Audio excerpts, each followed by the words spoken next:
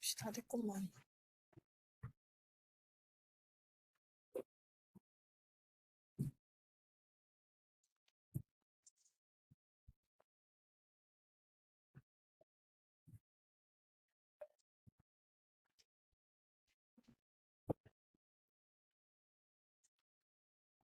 웬일로 커피를 아하, 그래, 커피 드시러 겠지. 이런 카페인은 괜찮아요.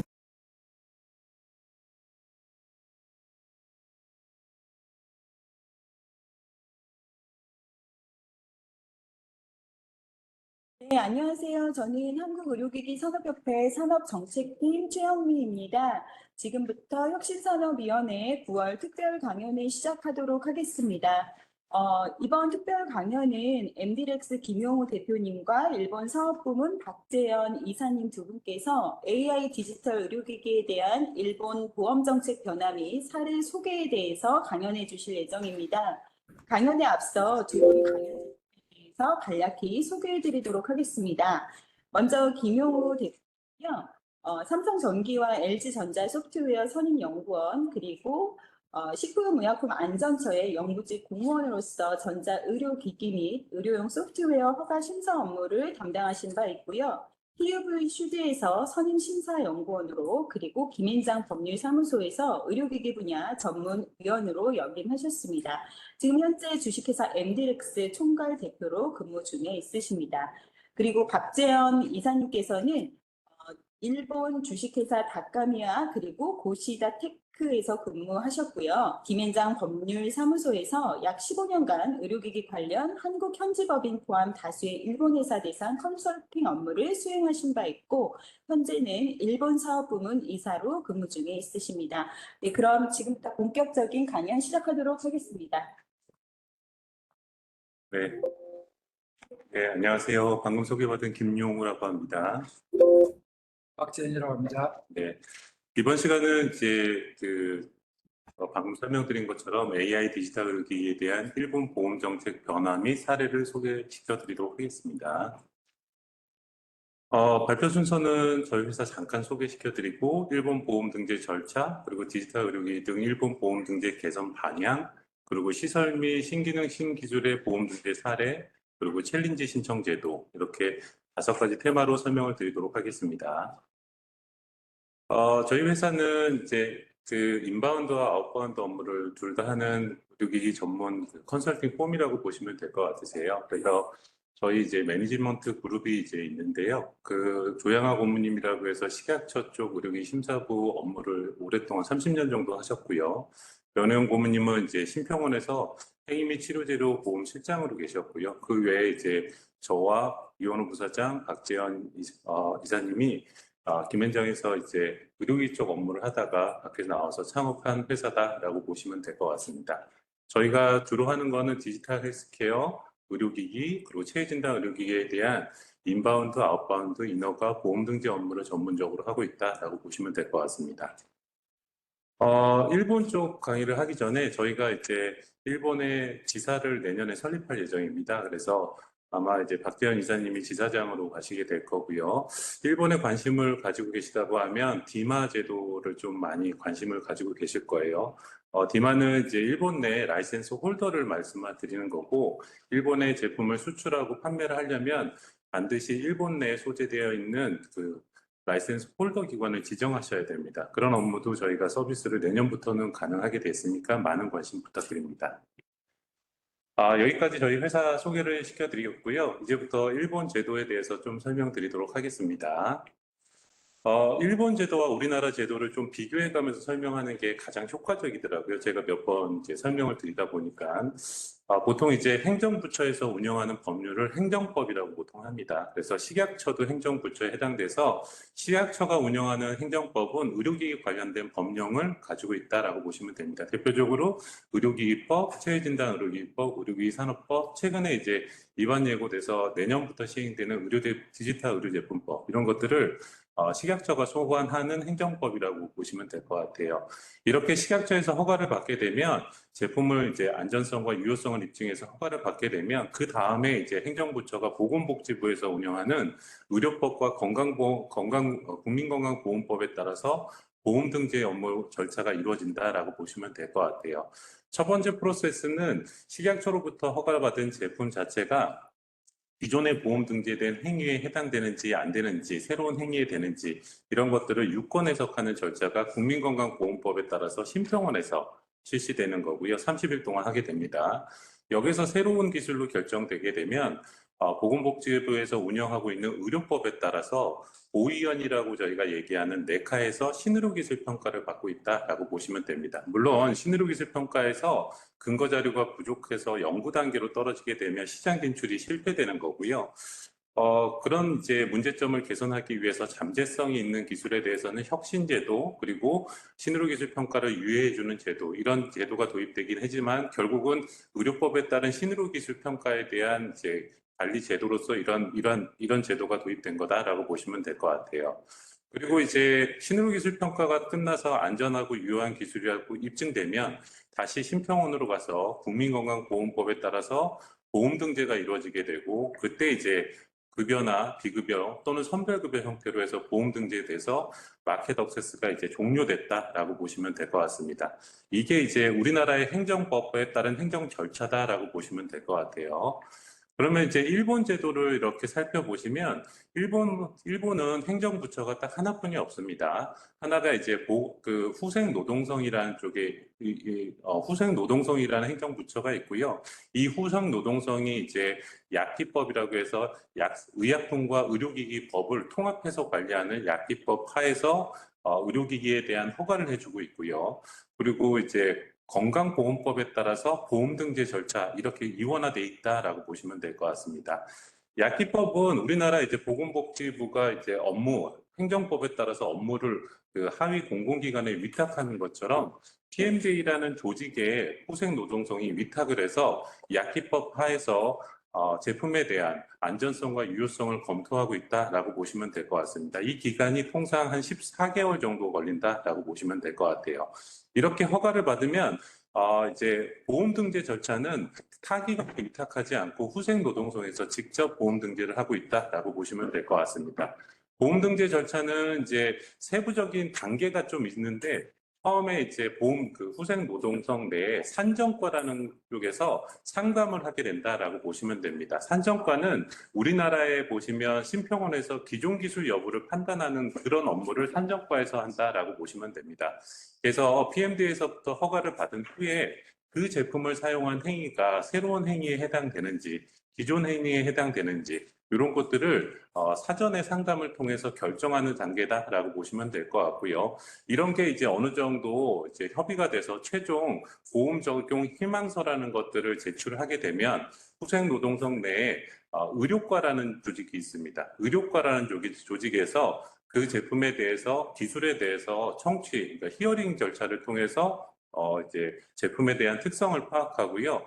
그리고 그 과정에서 질의응답이 활발하게 이루어지고 문제점에 대해서 이제 보완을 제출하게 되면 그때부터는 정식적으로 보험 등재 절차로 이루어지게 된다라고 보시면 됩니다.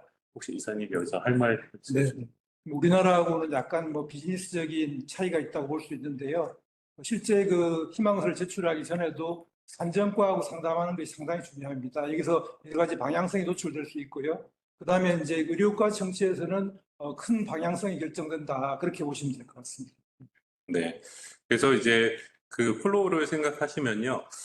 약기법에서 이제 PMDA로부터 승인받으면 그 보험 적용 희망서를 제출하기 이전 단계에 후생노동성 산정과에서 오랫동안 이제 상담을 해서 이게 기존 기술에 해당되는지 안 되는지를 최종 결정하는 단계가 이 단계에 있는 거고요.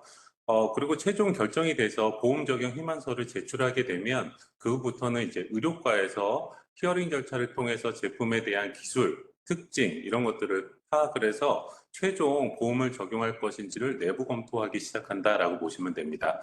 그 후에 우리나라 같은 경우에도 심평원 내에 행전이라고 해서 행위전문조직위원회라는 게 있고 그게 거기서 결정이 되면 보건복지부로 가서 건정심이라는 것들을 통해서 최종 고시가 되는데 일본 내에서도 보험의료 전문조직에서 심의를 하고 결정안이 통보되면 그거를 이제 회사가 수용할 경우에는 중앙사회보험의료협의회 그쪽 우리나라의 건정심에 해당되는 쪽에 최종 승인을 받은 다음에 고시가 돼서 보험이 적용된다라고 보시면 될 것 같습니다.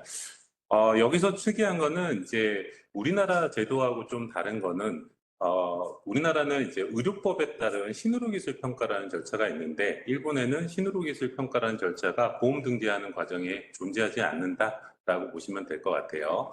그리고 그 기간을 보면 이제 새로운 기술이라고 생각을 하시면 최대 5개월에서 6개월 정도 소요가 되는 그 기간이 보험 등재 기간이 상대적으로 좀 짧다라고 보시면 될 것 같습니다. 물론 사전 상담 기간을 포함한다고 하면 그래도 한 8개월에서 9개월 정도는 소요되지만 우리나라에 비해서는 신속하게 좀 이루어지고 있는 상황이다라고 보시면 됩니다. 반면에 그 PMDA 허가 절차가 통상 이제 14개월 정도 걸리기 때문에 우리나라하고 비교했을 때는 PMDA 절차는 조금 긴 편이다라고 보시면 될 것 같습니다. 그러면 우리나라도 이제 기존 기술과 새로운 기술 이렇게 분류하는 것처럼 일본 내에도 이제 분류하는 절차가 있습니다. 그거를 조금 설명드리도록 하겠습니다. 일본은 이제 우리나라 같은 경우에는 이제 행위별 수가제이기 때문에요. 행위와 치료 재료와 그리고 뭐 약제 이렇게 구분되고 있는데 약제는 제외하고요. 일본 내에서도 그 행위에 대한 리스트가 있습니다. 그래서 기존 행위에 대한 리스트가 있는데 그게 이제 포괄 수가도 있고요. 그리고 개별 행위에 대한 수가도 있고 이렇게 묶여 있습니다. 이런 것들을 통상 A군 기술에 해당된다라고 보시면 됩니다. A군 기술은 기존에 등재된 기술이다라고 해석을 하시면 될 것 같아요. 그리고 우리나라 같은 경우에는 행위에 포함되어 있는 치료 재료 같은 경우 거의 대부분 행위에 포함되어 있어서 별도 산정 안 되어 있지만 거의 그중에 이제 30% 비용 효과성을 따져가지고 별도 산정이 필요한 것들은 치료제로 등재 리스트에 이제 올라가서 급여나 비급여, 선별급여 형태로 급여되고 있는데요. 일본에서도 이렇게 재료군이라는 것들이 별도로 있습니다. 이 재료군은 현재 B군으로 분류가 되어 있다라고 보시면 될 것 같아요. 그리고 기존의 A군과 B군에 해당되지 않은 기술이나 재료에 해당되지 않은 새로운 제품이 등장했다라고 보시면 그 제품은 다 C군으로 분류되고 있다라고 보시면 될 것 같아요. 근데 이제 C군은 크게 C1과 C2 이렇게 분류가 됩니다. C1은 보통은 이제 새로운 기술에 해당되는 거 또는 새로운 제품에 해당되는 거 이런 것들을 통합해서 C군이라고 하는 거고요. 그 중에서 재료에 해당되는 것들은 C1으로 분류하는 거고 기술에 해당되는 것은 C2로 분류해서 등재를 각각 하게 된다라고 보시면 됩니다. C군은 템퍼러리한 코드라고 보시면 되고요. 이게 이제 2년 정도 준용 수가라는 걸 받아서 시장에서 활용되다가 시장의 수요라든지 네, 청구량이 여보세요. 예, 그치. 코어라이 소프트 박혜인데요. 네, 예, 계속하도록 하겠습니다. 그래서 이제 이렇게 템퍼러리한 코드로 해서 운영되고 있다가 이게 어느 정도 이제 그 2년마다 정기 수가로 이렇게 전환하는 제도가 있습니다. 이 정기 수가로 전환되면 C1 코드에 해당되는 거는 이제 B군으로 넘어가서 정식 코드로 넘어가는 거고요. C2에 해당되는 코드는 A군으로 넘어가서 정식 등재하는 형태로 이루어지고 있다라고 보시면 될 것 같습니다. 그래서 요즘 우리나라 같은 경우에는 AI 제품들, 디지털 의료기기 제품들, 이런 혁신적인 제품들이 거의 대부분 굉장히 많이 등장하고 있다 보니까 일본이 우리나라에 비해서 시장 규모가 한 4배 정도가 된다라고 보시면 될 것 같고요. 시장 규모가 4배 정도가 된다고 하면 그 청구량이 그만큼 많다는 얘기입니다. 4배 정도가 더 많다는 겁니다. 그리고 일본 사회가 이미 초고령 사회를 한참 전에 들어갔기 때문에 이 노령화가 가속화되면 의료 서비스에 대한 니즈가 굉장히 많아지게 됩니다. 그래서 청구량이 점점 늘어나고 있는 추세이고요. 그리고 또 수가 체계를 봤을 때도 우리나라에 비해서 수가가 더 높게 형성이 되어 있기 때문에 우리나라의 어떤 혁신적인 제품을 아웃바운드로 해서 외국에 진출을 한다고 하면 일본을 그래도 가장 이제 뭐 유럽이나 마켓 사이즈로 봤을 때 유럽이나 미국 다음으로는 반드시 생각해야 될 국가다라고 보시면 될 것 같습니다. 그러면 이런 혁신적인 제품이 일본 내에 들어간다고 하면 반드시 C1이나 C2 레벨로 고민을 하셔야 된다라고 보시면 됩니다. 근데 이제 B3라고 했던 거는 아까 설명을 안 드리긴 했는데 우리나라 같은 경우에도 치료제로 같은 경우에는 혁신성이라든지 기술 개량성이라든지 이런 걸 따져서 가치 평가라는 걸 하게 되는데 기존에 등재되어 있는 치료제도에 비해서 어떤 기술적으로 가치 평가를 통해서 가격을 높게 받아야 되는 것들 이런 거를 B3라고 이렇게 보시면 될 것 같습니다. 결국은 B3, C1, C2에 해당되는 그런 기술에 대해서는 반드시 산정과를 통해서 B3가 맞다 또는 C1이나 C2로 분류되는 게 맞다라는 걸 협의를 하고요. 그 후에 이제 보험 등재 신청서를 산정과에 제출을 하고 의료과에서 심의를 받으면 된다라고 보시면 됩니다. 의료과에서 심의를 받을 때는 유사 기술, 이 제품에 대한 유사 기술이나 유사 제품에 대한 것들을 조사하게 되고 일본 내에 수출을 하게 되면 제조 원가나 수입 원가에 대한 내용도 검토하게 되고 그리고 비용 효과성에 대한 자료 그리고 초기에 좀 말씀드리겠지만 챌린지 신청서를 제출했는지 여부 이런 것들을 따져서 최종 보험 등재에 대한 절차를 진행하게 된다라고 보시면 될 것 같습니다.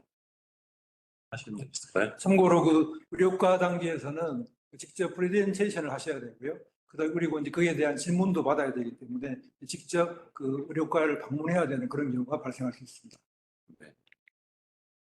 여기까지가 일반적인 등재 절차고요. 저희가 이제 그 강의를 요청받을 때 일본의 보험제도, 이 혁신적인 디지털 제품에 대해서 보험제도 개선에 대한 방향을 좀 설명해 달라고 말씀을 해주셔서 그 이력에 대한 부분을 좀 정리해서 가져왔습니다. 그래서 일본의 보험 등재 개선 방향에 대해서 좀 시계열 순으로 좀 설명을 드리도록 하겠습니다. 2011년도에 일본에는 이제 이 소프트웨어, 쌈드라고 얘기한 소프트웨어 자체가 의료기기인 제품이 여러 AI 기술이나 이런 것들이 탑재돼서 시장에 등재되다 보니까 이런 제품에 대한 시장 진입 속도를 좀 촉진하는 목적으로 2011년도에 대시포트 쌈드라는 제도를 도입하게 됐습니다. 이 제도의 세부적인 내용을 보면 쌈드의 어떤 의료용 소프트웨어에 대한 전문 PMDA 내에 의료기기 심사실을 설치하도록 되어 있고요. 그리고 또 쌈드에 대한 일원화 상담 창구 설치했고 또 혁신적 쌈드의 우선 심사 제도 도입했고요. 그리고 아이덴틴이라고 해서 제도 좀 이따 드리겠지만 변경에 대한 부분을 조금 간소화하는 절차를 또 도입하기 시작했다라고 보시면 됩니다. 그리고 그 후에 이 AI 제품들이 다방면으로 많은 인디케이션을 가지고 등장하다 보니까 2023년 재작년이었죠. 대시포 쌈드2라는 제도를 또 도입해서 PMDA의 쌈드 심사부라는 걸 이제 확대해서 운영하기 시작했고요. 쌈드에 대한 특화 상담 창구도 신설하기 시작했고, 또 2단계 승인이라는 제도를 또 도입하기 시작했다라고 보시면 됩니다.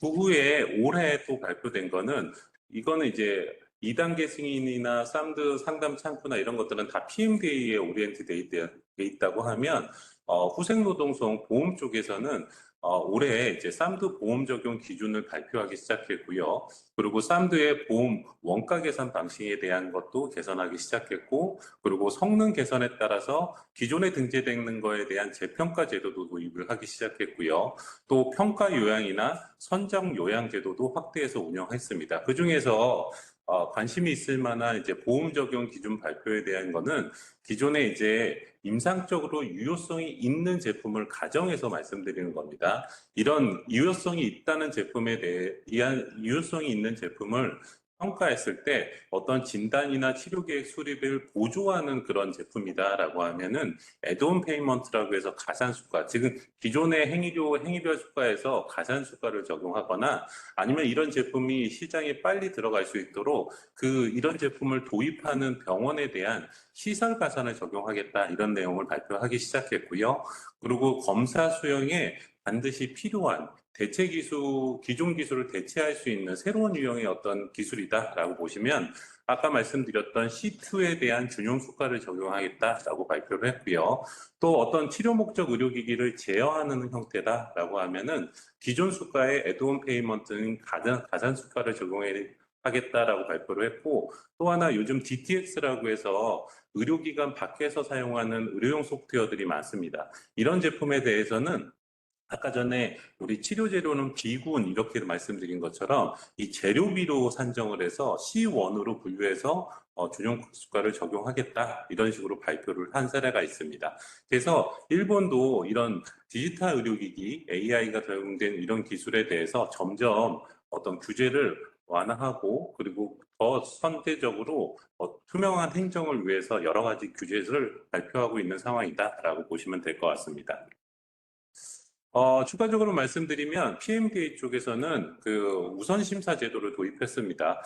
우리나라하고 비교해보면 우리나라도 이제 신개발 의료기기 그리고 혁신적인 의료기기 이렇게 시약처에서 지정한다고 하면은 우선심사 제도, 우선심사를 받을 수 있습니다.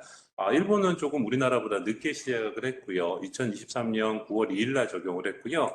그래서 PMDA로부터 이게 지정된 어떤 특정한 사용 목적의 쌈들라고 하면 보통 이제 PMDA가 그 승인 기간이 14개월 정도가 걸리거든요. 근데 그거를 6개월로 단축해서 신속 심사를 하겠다 이런 내용을 발표하기 시작했고요.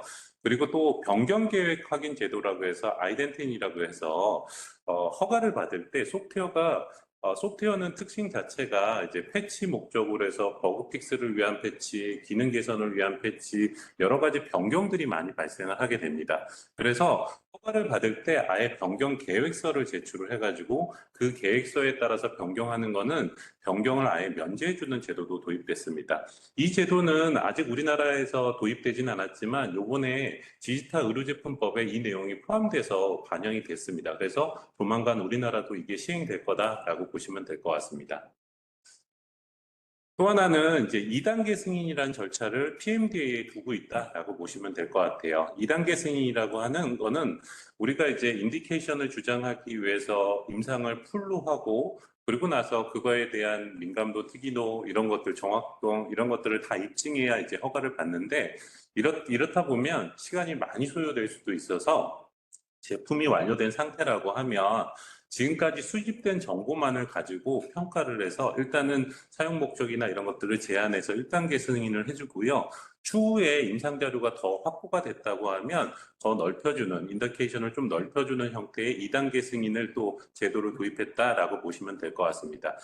이거는 종전의 변경 허가하고 좀 틀립니다. 변경 허가는 어떤 제품에 대한 변경이 발생을 했을 때 변경 허가를 넣도록 되어 있는데 이거는 제품에 대한 변경이 아니라 제품은 하나지만 그거에 대한 승인 단계를 구분해서 1단계 승인을 통해서 신속하게 시장 진출을 하게 되고요. 또 2단계 승인을 통해서 자료를 수집하는 대로 빨리빨리 허가를 해주겠다 이런 취지로 도입된 제도다라고 보시면 될 것 같습니다.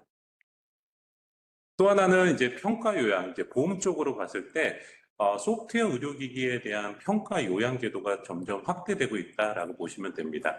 평가 요양은 우리나라 같은 경우에는 신의료기술 평가에 대해서 평가 유예 제도가 있긴 합니다. 그 제도하고 약간 유사한데 일본 제도는 약간 좀 틀리다라고 정확한 건 좀 틀리다라고 보시면 됩니다. 공통적인 것은 비급여로 사용할 수 있다는 점이 있는데 우리나라는 이제 그 비급여 시장이 이제 어떤 면에서는 더 유리한 시장이 될 수도 있는데 일본은 그렇지 않습니다. 하지만 이 1단계 이 소프트웨어 의료기기에 대해서 평가 요양을 확대해서 일단 1단계 승인을 받고 나서 2단계 승인까지 가기 전까지 만약에 후생노동상에 평가 요양 희망서라는 걸 제출해서 승인받는다고 하면 그 기간 동안은 이제 물론 임상을 별도로 해야 되겠지만 1단계 승인된 거에 대한 비급여로 사용을 좀 확대할 수 있고 그리고 2단계 자료 수집하는 데도 좀 용이할 수 있다라고 보시면 될 것 같고요. 또 하나는 이제 챌린지 신청이라고 해서 보험을 확정받은 후에 보험 확정받은 그 준용 수가라든지 가격 자체가 불만족스럽다고 하면 챌린지 신청을 통해서 이제 일정 기간 자료를 수집해서 재평가를 받을 수 있는 게 챌린지 제도에 해당됩니다. 근데 이제 챌린지 신청이 두 가지 형태로 좀 확대되고 있습니다. 하나는 보험 가격이 불만족스러워서 다시 신청하는 경우도 있는 반면에 현재 그 등재되어 있는 보험의 스코프보다 좀 넓게 더 근거 자료를 만들어서 재평가 받을 수 있는 제도도 있습니다. 이렇게 넓게 받고자 한다고 하면 이런 것들도 챌린지 신청을 받으면서 동시에 평가 요양을 통해서 비급여로 자료 확보할 수 있는 걸로 좀 넓어지기 시작했다라고 보시면 될 것 같습니다. 혹시 하실 말씀 있으세요? 네, 네, 제가 수고하겠습니다. 그리고 선정요양이라는 것도 확대하기 시작했습니다. 선정요양은 우리나라의 어떤 면에서는 급여 기준이라고 보시면 될 것 같아요. 어떤 행위별 수과제를 하다 보니까 이 행위가 무분별하게 사용하는 것을 금지하기 위해서 심평원에서는 이제 의협이나 이런 쪽과 이제 자문을 통해서 급여 기준이라는 걸 만들어서 특정 환자한테 몇 번까지 급여를 줄 것인지 이런 것들을 우리나라에서는 급여 기준으로 정하고 있는데 그걸 초과해서 사용해도 된다라고 하는 것들이 사전 승인을 받는 게 선정요양제도라고 보시면 될 것 같아요. 그래서 보험 적용 기준이나 기간도 이 소프트웨어 의료기기에 대해서는 초과 사용에 대해서는 선정요양 신청을 통해서 확대될 수 있는 방향으로 이제 제도 개선이 되고 있다라고 보시면 될 것 같습니다. 네, 여기까지가 이제 2021년도부터 올해까지 이제 산드 의료용 소프트웨어에 대해서 디지털 기술이 적용되어 있는 제품들에 대해서 일본 후생 노동성부터 시작해서 PMDA 보험 등재 절차까지 제도 개선이 쭉 이루어진 것들을 저희가 정리해서 말씀드린 겁니다. 네. 그러면 이제 다음 단계로 해서 그러면 보험 등재에 대한 사례를 조금 말씀드리도록 하겠습니다. 일본의 보험 등재는 크게 한 세 가지로 생각을 하시면 좋을 것 같습니다. 첫 번째는 신기능, 신기술에 해당되는 C1이나 C2를 받는 게 가장 우선이 될 것 같고요. 그리고 두 번째 같은 경우에는 이제 시설 가산이라는 것들을 통해서 비록 이제 그 행위별로 특정 제품에 대한 수가를 받지 못했지만 그 제품을 도입한 그 병원에 대해서 가산 수가를 주는 경우가 있습니다. 이런 것들을 시설이나 인력 기준 가산 요건이라고 하는데 이런 트랙을 이렇게 타는 경우도 있다라고 보시면 될 것 같아요. 그래서 우리가 생각할 거는 이제 보험 등재가 C2로 가는 거, C1으로 가는 거, 그러면 가산 수가로 가는 거 이런 것들을 좀 생각할 수 있는 거고요. 가산 수가라고 하는 거는 이제 A군으로 분류됐다 하더라도 가산 수가를 받을 수 있기 때문에 시장 진입을 고려할 때 반드시 신기술로만 생각하지 마시고 가산 수가도 같이 고려하는 차원에서 가산 수가부터 좀 먼저 사례를 좀 말씀드리도록 하겠습니다. 가산 수가는 이제 비단 일본만 있는 건 아니고요. 우리나라에도 가산 수가라는 게 있습니다. 아시는 것처럼 우리나라 같은 경우에는 이제 병상이 없는 병원은 의원급이라고 하고, 그리고 병상이 있는 병원부터 병원이나 종합병원, 상급종합병원 이렇게 구분을 하고 있습니다. 그래서 이런 병원들은 종별 가산이라고 해서 가산 수가를 이렇게 적용을 하고 있고요. 또 행위별 가산이라고 해서 특정 진료 과목, 예를 들어서 검체 검사 같은 경우에는 질가산이라는 것들을 우리 심평원에서 제공을 하고 있습니다. 이런 것처럼 일본 내에서도 이런 시설 가산이 좀 주어지고 있다라고 보시면 돼요. 근데 이제 AI 제품이 도입되면서 이 시설 가산이 점점 늘고 있다라고 보시면 될 것 같습니다. 이 시설 가산은 이렇게 보시면 될 것 같아요. 후생 노동성이 정해놓은 어떤 시설 기준을 만족하고 그 만족했다는 것을 지방의회나 이런 쪽에 등록을 하게 된다고 하면 그 시설 가산을 갖춘 의료기관에서는 가산 수가를 받을 수 있다. 환자 한 명당 가산 수가를 받을 수 있다. 이렇게 보시면 될 것 같아요. 그래서 대표적으로 이제 뇌졸중 케어 입원 의료 가산료라는 게 있고요. 영상 진단 관리료라는 가산료가 있고 또 최근에는 AI 도입에 따른 관리료 가산 수가라는 게 적용되고 있다라고 보시면 될 것 같습니다. 처음 이제 뇌졸중 케어 입원 의료 관리료라는 것들을 좀 생각해 보시면 이거는 환자 한 명당 1일당 5,804점을 가산하겠습니다. 이거를 이제 원으로 생각하시면 항상 곱하기 100을 하시면 된다라고 보시면 됩니다. 그러면 곱하기 100 하면 이제 58만 원을 1일당 준다라고 보시면 됩니다. 1일당 한 명당 준다라고 보시면 돼요. 그만큼 이런 시설 기준을 만족하면 가산 수가를 받을 수 있기 때문에 의료기관은 시설 투자와 인력 투자를 통해서 그 입원한 환자에 대한 가산 수가를 받으려고 굉장히 많이 노력하고 있다라고 보시면 될 것 같아요. 대표적으로는 이제 과거에는 이런 뇌졸중 케어 가산 수가를 받으려고 하면 병원 내 신경내과 또는 뇌신경외과 경력 5년 이상 의료인이 1명 이상 채용이 돼서 24시간 상주하고 있는 형태로 운영이 돼야 되는데, 이런 이제 AI 말고요, 이런 소프트웨어가 텔레메디슨이나 이런 제품이 막 도입되면서 그냥 경력 3년, 전공 6번하고 전문의 1명 이상이 상주하면서 이런 뇌신경이나 신경외과 교수가 원격지에서 이렇게 진료를 서포트할 수 있다고 하면 이런 가산수가를 동일하게 받을 수 있다. 이렇게 점점 시설 기준, 인력 기준에 대해서 완화되고 있는 추세로 변화되고 있다라고 보시면 될 것 같습니다. 또 이제 의료 인공지능 AI 도입 가산도 좀 설명드리면, 이게 이제 도입된 가산은 19년도부터 도입됐는데 그게 한번 변경돼서 2022년도에 영상진단 가산 2란 두 번째라는 게 2라는 게 있고요. 영상진단 가산 3라는 게 있습니다. 가산 조건이 조금 좀 다릅니다. 가산 2라고 하는 거는 영상 진단을 이제 전담으로 하는 상근의사 1명이 반드시 있어야 되는 거고, 그리고 가산 3라고 하는 것은 영상 진단을 전담하는 상근의사 6명 이상, 그리고 AI가 도입되었을 때 이렇게 가산 3를 적용할 수 있다라고 보시면 됩니다. 점수를 이렇게 보시면 가산 2는 180점입니다. 그래서 곱하기 100을 하면 1명당 이 AI를 도입하고 이런 시설 기준을 갖췄다면 1명당 18,000원 정도가 지원이 된다라고, 가산된다라고 보시면 되는 거고요. 거기에 이제 AI의 상근의사가 6명까지 도입됐다 그러면은 동일한 행위에도 불구하고 1명당 34,000원 정도가 가산된다라고 보시면 될 것 같습니다. 이거는 우리나라 지금 혁신의료기술로 도입돼가지고 지금 임시 등재된 제품들이 상한 금액이 한 8만 원 정도 되는 게 최고가 높게 되고, 그것도 이제 거의 없죠. 거의 2만 원대에 되고 있는데, 이 비급여로 됐을 때, 그럼에도 불구하고 우리나라보다 훨씬 높은 등재 수가를 받을 수 있다. 즉, 별도로 C2를 분류받지 않았음에도 불구하고 시설 가산을 통해서 지금보다, 우리보다 훨씬 많이 많은 수가를 받고 있다라고 보시면 될 것 같습니다.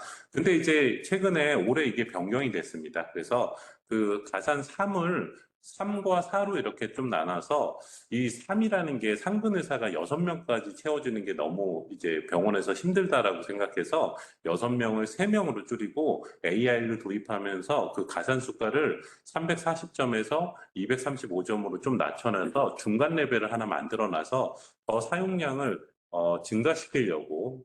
어떤 면에서는 상근의사가 6명이라고 하면 이게 굉장히 24시간 돌리는 병원이라고 하면 더 많은 30부터 하면 곱하기 3을 해야 되기 때문에 인건비가 되게 많이 드는데, 그러다 보니까 이제 사용량에 대한 촉진이 안 돼서 이런 가산수가를 세분화하는 정책도 일본 호생성에서 지금 막 시행하고 있다라고 보시면 될 것 같습니다.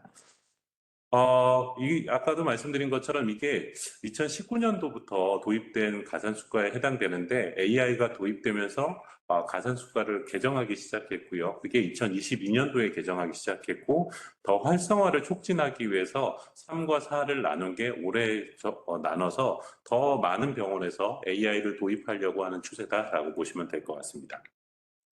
이런 가산수가는 모든 제품에 적용되는 건 아니고요. 일단 PMDA로부터 허가를 받고요. 이 AI 제품을 방사선 학회에 등재를 하게 되면 이 등재된 제품들을 사용했을 때 이렇게 가산수가를 주게 된다라고 보시면 됩니다. 우리나라의 어떤 선두 기업들도 여기에 이미 가산수가 형태로 등재가 돼 있어서 일본 내에서 진출을 하고 있다라고 보시면 될 것 같습니다. 이게 이제 일본 방사선학회 홈페이지를 통해서 확인이 가능하고요. 이렇게 등재된 시설 가산을 받게 되면 어떤 면에서는 이제 이 제품만 딱 사용하면 가산수가를 받는 게 아니라 우리 경쟁사 제품을 구매를 해도 가산수가를 받을 수 있기 때문에 약간 이제 마케팅 부분에서 많은 경쟁을 할 수밖에 없는 상황이다. 하지만 그럼에도 불구하고 수가를 받을 수 있기 때문에 어떤 면에서 사용 촉진을 유도하는 거다라고 보시면 될 것 같습니다. 우리나라 같은 경우에는 과거에 이제 방사선 같은 경우에는 필름지로 운영을 하다가 팍스라는 시스템이 도입되면서 팍스를 도입하게 되면 수가를 적용하는 시스템을 도입한 적이 있었습니다. 이런 것처럼 일본 내에서도 AI가 도입되면서 이렇게 시설 가산을 통해서 활성화를 많이 촉진하려고 했는데 아직까지는 우리나라는 새로운 의료 기술로 분류된 것만 그렇게 되고 있고 기존 기술임에도 불구하고 효율성을 높이는 기술에 대해서는 어떤 면에서는 수가를 적용하지 않고 있어서 이런 부분이 이제 우리나라가 조금 제도 개선할 때 참조해 주셨으면 좋겠다라는 의미에서 설명을 좀 드렸습니다. 두 번째, 이제 신기능, 신기술에 해당되는 등재 사례를 좀 설명드리도록 하겠습니다. 신기능, 신기술은요, C2에 해당되는 거고, 재료에 해당되는 거. 일본의 이제 치료 재료는 우리나라는 소모성 제품에 해당되지만, 일반 재료, 소프트웨어, 이제 병원 외에서 사용하는 제품도 C1으로 등재하고 있어서, 이런 신기술과 신기능, 이런 C2와 C1을 좀 구분해 주시면 될 것 같고, 이 등재 사례를 좀 설명드리도록 하겠습니다. 핫플로어라는 미국에 있는 회사고요. 여기서 말하는 이제 AI 기술이 도입된 FFR-CT라는 게 있습니다. 통상 이제 동맥 쪽에 혈전이 생겨가지고 이렇게 플러그가 생겨서 막히게 되면 그때 이제 치료 방향을 결정하게 됩니다. 스텐트를 삽입하거나 풍선 카테터를 넣거나 아니면은 이제 의약품, 혈전 용해제 같은 이제 의약품을 먹어서 이제 치료를 하게 됩니다. 그런 것들을 치료 방향을 결정하기 위해서 종전에는 미세한 그 카테터에 압력 센서가 이제 달려있는 카테터를 넣어서 이 플러그에서 발생하는 그 부분에 혈류의 어떤 압력을 측정을 해서 치료 방향을 결정하고 있습니다. 근데 이제 이런 행위들이 아우트플로어라는 회사가 AI 기술을 도입해서 CT 영상만을 가지고도 카테터 삽입 없이도 치료 방향을 결정할 수 있는 행위 기술을 만들기 시작했습니다. 이걸 이제 FFR-CT라고 보시면 될 것 같고요. 이게 이제 일본 내에 PMDA로부터 이제 2016년도에 승인을 받으면서 신의료기기로 분류가 됐습니다. PMDA에서는 이제 우리나라 같은 경우에는 이제 그 동등성이라는 것을 평가해서 신의료기술, 그리고 새로운 기술, 그리고 이제 개량기술, 동등기술 이렇게 분류하지만 일본 같은 경우에는 PMD에서는 신의료기술, 그리고 개량기술, 그리고 후발기술 이렇게 세 가지로 구분을 하고 있습니다. 그래서 FFR-CT 같은 경우에는 2016년도에 신의료기기로 이제 분류를 받았고요. 그 후에 이제 보험 등재 절차를 통해서 한 2년 정도 소요가 됐네요. 그래서 C2로 분류가 됐고 점수 자체가 9,850점을 받았습니다. 여기에 이제 곱하기 100을 이렇게 해보시면 한 건당 98만 원 정도 이 수가를 받았다라고 보시면 될 것 같습니다. 이런 사례가 있고요.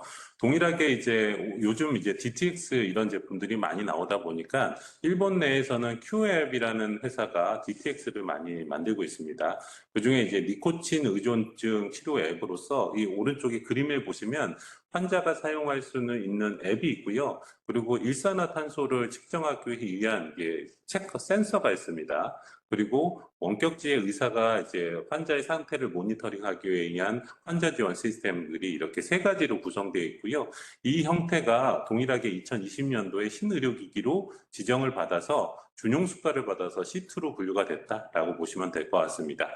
근데 이제 이게 아까도 말씀드린 것처럼 병원 외에서 사용하다 보니까 최초 등재할 때는 C2로 분류됐지만 이제 행위하고 재료하고 이제 구분을 해서 행위는 그냥 140점으로 존치시키고 재료에 대해서는 B군으로 분류하면서 C1으로 떨어뜨리고 B군으로 이제 편입하려고 이렇게 C1으로 떨어뜨렸다라고 보시면 됩니다.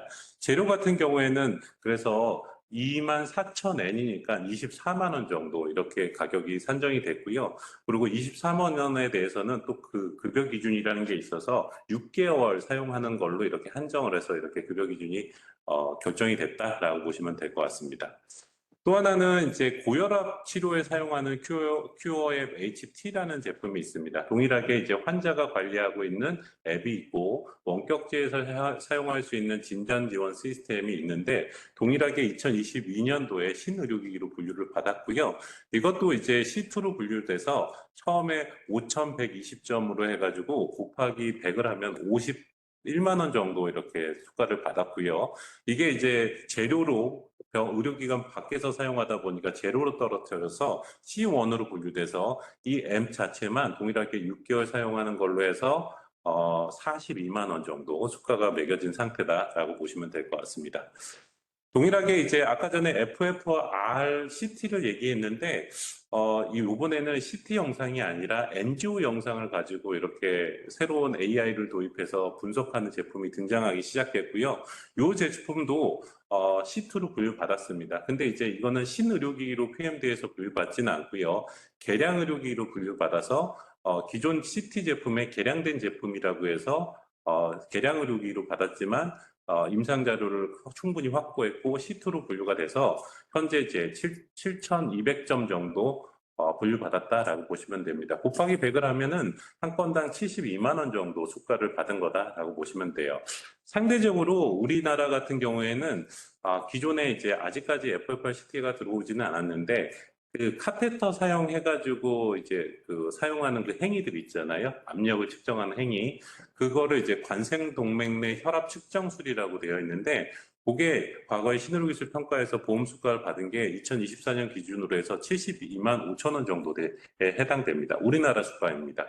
근데 그거에 준해서 NGO, FFR NGO가가 일본은 그 정도 가격을 받은 상태다라고 보시면 될 것 같습니다. 기타 이제 노도카라는 회사는 이제 그 인플루엔자 바이러스 같은 경우에는 기존의 행위가 이 인플루엔자 바이러스 그 검체를 이렇게 취득해서 그러니까 몰레큘러 방식으로 해서 PCR 검사를 통해 가지고 기존의 이제 인플루엔자 바이러스 여부를 확진하는 데 많이 사용하는데, 저런 왼쪽에 있는 카메라 형태의 제품으로 AI로 분석을 해서 인플루엔자 바이러스를 사전에 스크린하는 용도로 나온 제품도 나왔고요. 그 병원에서 사용하는 용도로 이것도 동일하게 C2로 분류가 됐다라고 보시면 됩니다. 근데 아까 말씀드린 것처럼 이제 그 후드 쪽에 검체를 채취해가지고 하는 방법이 기존에 수가가 있습니다. 그 수가가 305점에 해당되는 거고, 이걸 카메라로 찍다 보니까 동일한 효과가 있다고 판단돼서 기존의 행위에 해당되는 그 점수를 분용해서 동일하게 305점으로 할당이 된 거다라고 보시면 될 것 같습니다. 이렇게 템포러리한 코드를 받을 때는 항상 유사한 행위, 유사한 사용 목적, 그리고 행위 비용 이런 것들을 고려해서 준용 수가를 받을 수 있는 거다라고 보시면 될 것 같습니다. 물론 업체 희망가는 600점이었습니다. 근데 600점에 반에 해당되는 305점을 받았지만 상대적으로 우리나라하고 비교했을 때는 그 가격은 굉장히 높다라고 보시면 됩니다. 아까 또 서두에서 말씀드린 것처럼 일본 시장은 우리나라의 그 의료 수요가 한 4배 이상 되고 가격도 우리나라보다 좀 좋다 보니까 반드시 진입해야 될 국가 중에 하나로 고려를 하셔야 된다라고 말씀드리는 겁니다. 또 하나는 이제 온코타입 DX라고 해서 이제 유방암 환자를 대상으로 해서 특정 의약품자를 추천해주는 그런 그 행위에 해당되는 거고요. 이것도 이제 C2로 분류받아서 43,000점에 해당돼서 우리나라 돈으로 해서 430만 원 정도 수가를 받은 사례도 있다라고 보시면 될 것 같습니다. 근데 이제 반면에 그 AI가 도입된 제품 중에 위내시경 과정에서 특정한 질환을 이제 AI가 찾아주고 디텍션 하는 거, 저희가 이제 CAD 제품을 CAD-E와 CAD-X로 구분하는 것처럼 단순하게 CAD-E 제품에 해당되는 것들은 다 거의 대부분 A1으로 분류가 돼서 기존 수가로 결정이 됐다라고 보시면 됩니다. 근데 이제 기존 수가로 결정됐다고 하면 우리나라 같은 경우에는 시장 진입을 못하는 형태가 생기는데, 일본 같은 경우에는 이 그 가산료, 시설 가산 형태로 해서 시장 진입을 할 수 있도록 좀 열어놨기 때문에 이런 것들도 좀 고민해 볼 수 있다라고 보시면 될 것 같습니다. 마지막으로 이제 챌린지 신청 제도에 대해서 설명을 드리도록 하겠습니다. 챌린지 신청이라고 하는 거는 일단은 후생노동성으로부터 허가는 그 보험 등재는 받았는데 조건벌 급여 신청이라고 해서 내가 자료를 좀 모아서 다시 신청을 할 때니 재평가를 해달라라는 제도에 해당된다라고 보시면 됩니다. 통상 아까 전에 디마라고 말씀드렸는데 외국 업체 같은 경우에는 디마, 일본 내에 지정한 디마를 통해서 이런 챌린지 신청을 할 수 있도록 승인을 해주고 있고요. 이렇게 이제 챌린지 신청을 하게 되면 일정 기간 동안 그 계획서에 따라서 근거 자료를 수집하도록 되어 있고, 그 근거 자료 수집 기간이 2년 이상이 된다고 하면 주기적으로 2년 동안은 그 근거 수집 현황에 대해서 보고하도록 되어 있다라고 보시면 될 것 같습니다. 그리고 그 결과에 따라서 C2로 새로 분류하는 경우도 있고요. 가격을 다시 조정해서 높이는 경우도 있다라고 보시면 될 것 같습니다.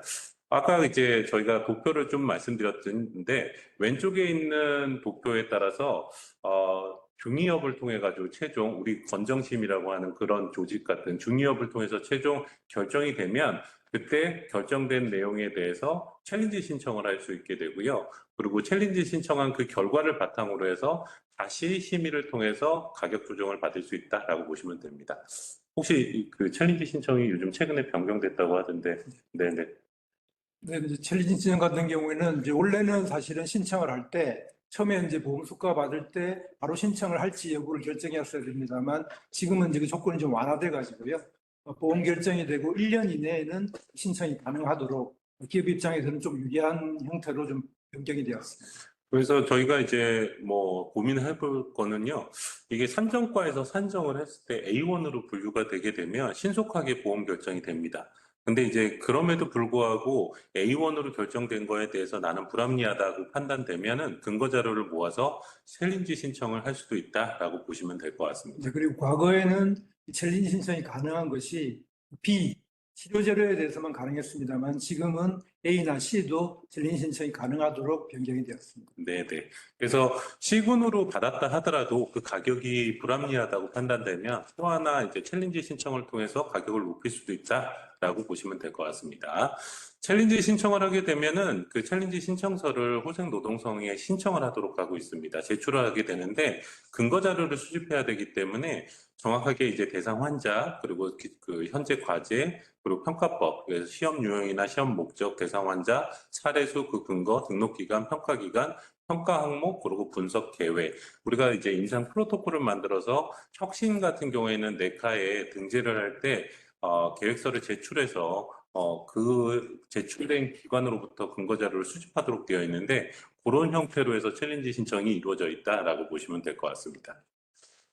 최근에 사례는 2016년도에 그 내시경 영상, 아까 전에 이제 내시경 영상 중에 위내시경 말고요. 대장 내시경 쪽에서 AI를 탑재해서 대장의 폴립들 찾아주고 악성 여부를 찾아주는 그런 AI가 있는데 이게 A1으로 분류가 됐었던 기술입니다. 근데 이제 이게 챌린지 신청을 통해 가지고 올해 최종 C2로 재분류가 된 사례도 있다라고 보시면 됩니다. 물론 이제 60점에 해당되고 대장 내시경 빈도수가 굉장히 많다는 점을 고려했을 때는 그 가치도 굉장히 높다라고 보시면 될 것 같습니다. 한 건당 6,000원 정도 이제 수가를 애드온 페이먼트를 받는 거기 때문에 굉장히 수가가 높아진 거다라고 보시면 될 것 같습니다. 그래서 이제 이 회사는 그 자기가 이제 보도자료를 이제 발표하면서 챌린지 신청을 2022년 2월에 했고, 그리고 종양 발견율을 향상했다는 것을 입증해서 C2로 2024년 올해 2월 이렇게 분류됐다라고 이렇게 발표를 했습니다. 이런 것들을 참고해서 일본의 시장 진입 전략을 수립하실 때 참고하십사 해서 말씀드렸습니다. 네, 여기까지 설명을 좀 드렸습니다. 네. 예. 마지막으로 잠시 첨언을 드리자면 제가 그 지난주에 일본을 좀 다녀왔습니다. 그래서 그 일본에서 1년에 한 번씩 열리는 쌈디 포럼에도 참석을 했는데요. 아주 그 현장에 참석하신 분만 해도 400명이 참석을 했고 온라인으로 참석하신 분까지 합치면 1,400명이 참석을 했고요. 그리고 일본에서 그 장관도 2명이나 참석을 했습니다. 그래서 굉장히 뜨거운 열기를 보여줬고 일본 같은 경우는 이제 그 AI 관련해서 프로그램 의료기기라고 이야기를 하는데요. 자기들도 이 프로그램 의료기기에 대한 대응이 좀 다른 나라에 비해서 늦고 있다, 늦었다, 좀 떨어지고 있다는 것을 인식을 하고 있습니다. 그래서 정부를 비롯해가지고 산업계 전반적으로 뭔가 개선을 해야 되겠다는 강한 의지를 가지고 있었습니다. 그래서 저도 그 현장에서 그걸 많이 느낄 수가 있었는데요. 그래서 그 기업도 이제 그런 여러 가지 요청들을 많이 하고 있었고, 아까 저희 대표가 뭐 한국보다 일본이 보험수가 좋다고 말씀드렸습니다만, 그래도 이제 일본에 계신 기업분들은 낫다고 생각을 하고 계시니까 적절한 보험수가를 받을 수 있도록 좀 개선을 해달라는 그런 요구를 많이 했고, 정부에서도 뭐 간단한 문제는 아니겠습니다만 아주 그런 부분에 대해 아주 진지하게 검토를 하겠다 그런 이야기도 있었고요. 그리고 그 현장에서 저희가 방금 소개시켜드린 그 노도카라는 제품이 있었는데요. 그 노도카라는 제품의 그 사장을 잠시 만난 적이 있습니다. 그래서 그분이 그 응급의학과 의사 출신인데요. 일본에서는 굉장히 이게 지금 성공한 제품이고, 아까 이름 노도카인데, 일본어로 노도가 목입니다. 목이고, 카는 이제 카메라 가지고, 그래서 목 카메라 같은 이제 그런 의미인데요. 이게 이제 뭐 본인 이야기로는 청진기가 아니라 시진기다. 눈으로 보는 청진기다. 그래서 실질적으로도 일본에서 지금 그런 그 벤처 기업들이 성공한 사례들이 많이 발생하고 있습니다. 그래서 일본 시장이라는 것이 아시다시피 이렇게 만만한 시장은 아닙니다. 그렇지만 아까 말씀드린 바와 같이 시장 규모도 크고 그리고 의료기기 특히 뭐 관련해서는 앞으로 유명한 시장이기 때문에 일본 문화를 잘 이해를 하고 접근을 하면 반드시 어려운 것은 아니다. 그런 말씀 좀 드리고 싶습니다. 네, 청취해 주셔서 감사드립니다. 혹시 질문 있으시면 저희가 질문 받도록 하겠습니다. 네, 온라인으로 참석해주신 분께서는 질문 있으신 경우 채팅창에 남겨주시면 질문 확인하면서 답변 드리도록 하겠고요. 먼저 현장 참석자분 질문을 받도록 하겠습니다. 네. 그 자세한 일본 의료 상황, 특히 보험 쪽 사안들을 설명해 주셔서 너무나 큰 도움이 됐고요.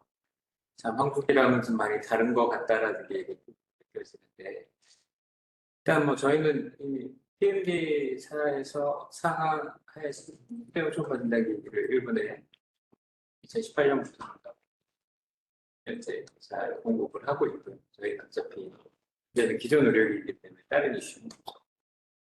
다만 거기에 AI 가이드나 이런 것들이 들어가면 말씀하신 대로 조금 더 챌린지하게 접근을 할 수가 있겠네요. 네네네. 저희뿐만 아니고 일본의 의료기기 회사들도 초음파 AI 진단기를 넣어서 가상수가라든지 아니면 C1, C2 같은 이제 신의료 기술로 네네. 사실 제일 궁금한 게 일본 같은 경우에는 의사 책임하에 인증 없이 수입하거나 사용할 수 있는 제도가 있잖아요. 그 제도에 대한 설명. 두 번째는 아까 이제 얼핏 쌤한테 얘기하셨는데 일본 비급여가 우리나라 같은 경우에는 급여보다 비급여가 나은 경우 꽤 많이 있는데 일본 같은 경우에는 비급여가 더 불리하다라고 얘기하셨는데 그 얘기 그게 질문이 궁금해서 드려봅니다. 첫 번째 말씀하신 것 관련해서는 말씀하신 대로 의사의 책임 하에서 수입해서 인허가 받지 않은 제품을 사용할 수 있는 그런 부분들이 있고요. 다만 그런 부분들은 이제 그 수량의 한계가 있기 때문에 그게 사실은 뭐 일반적으로 사용된다고 보기에는 조금 쉽지는 않을 것 같습니다. 그리고 사실은 의사 입장에서도 보면 허가받지 않은 제품을 사용함으로 인해 가지고 발생하는 모든 책임을 자기가 져야 되기 때문에 선뜻 거기에 대해 가지고 하는 부분 뭐 전혀 없지는 않겠습니다만 제가 듣기로도 그렇게 사례가 많은 건 아닌 걸로. 그리고 이제 두 번째 질문은 이제 우리나라 같은 경우에는 급여와 비급여를 혼합해서 사용해도 크게 문제가 없는 국가인데 일본 같은 경우에는 혼합 진료 금지라고 해서 급여와 비급여를 혼합해서 사용할 수가 없습니다. 예를 들어서 이제 우리가 CT 영상, 아까 FFR CT라고 말씀드렸던 그런 기능은 CT 영상을 가지고 AI로 분석하는 건데 그러면 CT 영상 촬영비라는 게 수가가 정해져 있고요. AI라는 게 촬영비 분석비가 또 따로 있는 건데 AI가 만약에 수가를 비급여로 결정하게 되면은 이게 같이 사용하게 되면 이 급여가 다 비급여로 전환이 됩니다. 그러면은 CT 영상 촬영한 것도 다 비급여로 청구를 할 수밖에 없는 겁니다. 혼합해서 사용할 수 없기 때문에 그렇게 되면 환자의 본인 부담금이 굉장히 크게 되고요. 그래서 수요량이 떨어지는 현상들이 나타납니다. 그래서 우리나라 환경과 좀 많이 틀린 환경이기 때문에 비급여 시장이 많이 죽어 있는 시장이다라고 보시면 될 것 같습니다. 거의 대부분 급여권으로 들어가려고 많은 노력을 하고 있다라고 보시면 됩니다. 일본은 우리랑은 다른 건 우리야 급여가 위에서 캡으로 눌려져 있고 네. 그 정도 뭐 실제 행위 대비나 재료 대비 뭐 많게는 90% 이하 뭐 이런 식으로 눌러놨는데 일본은 그게 상대적으로 좀 덜하다라는 거죠. 아니요, 그거는 아니고요. 이제 가격 자체는 우리나라, 그러니까 상대적인 것 같습니다. 가격은 우리나라는 굉장히 낮다고 생각하지만 일본 제조회사도 일본 가격이 그렇게 높지 않다고 생각한다고 보시면 됩니다. 근데 이제 상대적으로 봤을 때 우리나라 제조업체가 너무 우리나라가 낮다 보니까 일본의 가격 자체가 상대적으로 높아 보인다는 거죠. 그런 차이점은 있다라고 보시면 되는 거고, 그 가격을 봤을 때는 최대 4배, 뭐 최대 10배까지 나는 것도 저는 봤던 것 같고요. 그렇지 않고 우리나라하고 비슷한 가격도 있었다라고 보시면 될 것 같습니다. 근데 이제 혼합 진료 금지에 해당돼서 우리나라는 비급여 시장이 비급여로 결정되는 걸 많은 회사들이 원하시고 이 가격 자체가 이제 병원에서 결정할 수 있기 때문에 그 시장을 많이 원하시는데 일본은 비급여로 결정이 되면 혼합 진료 금지라는 원칙 때문에 그 시장이 죽어버리는 현상들이 나타난다는 겁니다. 그래서 어떻게 해서든 급여권으로 들어가려고 많이 노력하신다라고 보시면 될 것 같습니다. 처음에 그 일본 업체들하고 이야기할 때 굉장히 커뮤니케이션이 잘 안 됐던 부분이 그 부분인데요. 그래서 우리는 사실은 비급여가 되는 걸 많이 원한다라고 했는데 그쪽에서는 왜 그걸 원하냐, 보험을 받아야지 왜 그걸 원하냐 그래가지고 서로 한참 동안 거기에 대해서 이야기를 했던 기억이 납니다. 조금 생각이 좀 다른 것 같습니다. 네. 온라인 질문을 좀 받아볼까요? 일단 네. 먼저 자료 공유 문의 네. 주셨는데 죄송합니다. 자료 공유는 좀 해드릴 수가 좀 없을 것 같습니다. 저희가 이제 리서치하고 이사님께서 이제 일본에도 여러 번 왔다 갔다 해서 현장에 좀 재미있는 사례를 좀 가져오신 거고 막 그래서 저희도 비용이 좀 많이 들어서 네, 공유하기가 좀 어려울 것 같습니다. 저희한테 의뢰 주시면 저희가 분석을 해서 최대한 시장 진입할 수 있는 그런 통로, 최선의 케이스 이런 걸 찾아서 자문해 드리도록 하겠습니다. 두 번째는 이제 MAH 라이센스 홀더죠. 그리고 DMH 저희 장단점과 통상적으로 제가 눈이 잘 안 보이는데 제조사와 DMH 계약 형태는 어떻게 가져가나요? 라고 보시면 되는데 DMAH하고 그냥 MAH하고 좀 틀립니다.